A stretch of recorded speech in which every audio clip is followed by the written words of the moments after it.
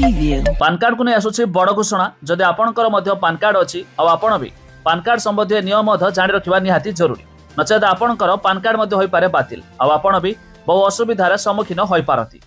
देशर नागरिकों पई अनेक गुरुत्वपूर्ण डॉक्यूमेंट अछि जहाँ दैनंदिन कार्य पई व्यवहृत हुए।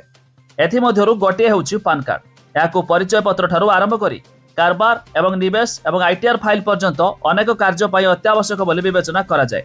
तबे याकू नै आसिला नुआ सूचना वीडियो रे जानिबा ता पूर्वरु वीडियो को लाइक करंतु सब्सक्राइब करनथिले एवं सब्सक्राइब करी पाखर थिबा घंटी चिन्ह को दबाई दियंतु। तबे जानि रखंतु पान कार्ड को आधार सहित लिंक न करिवा फଳରେ पूर्ण समस्या सृष्टि होई पारे।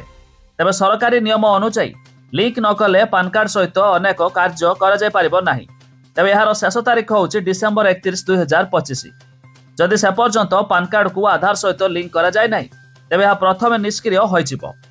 यार अर्थ हेउछि आपण एहाकू अन्य कोनोसी उद्देश्य रे व्यवहार करि पारबे नाही।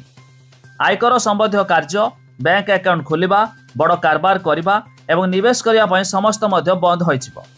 तबे पान कार्ड बिना बैंकिंग कार्यकलाप सबुठारु अधिक प्रभावित हुए। तबे पान कार्ड बिना अनेक बड़ कारबार होई पारिबो नाही।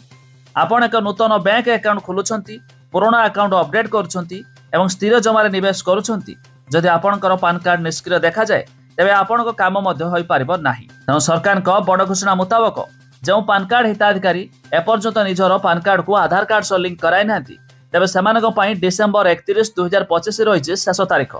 ए सुधा न कले आपणको पान कार्ड होई जिवो निष्क्रिय।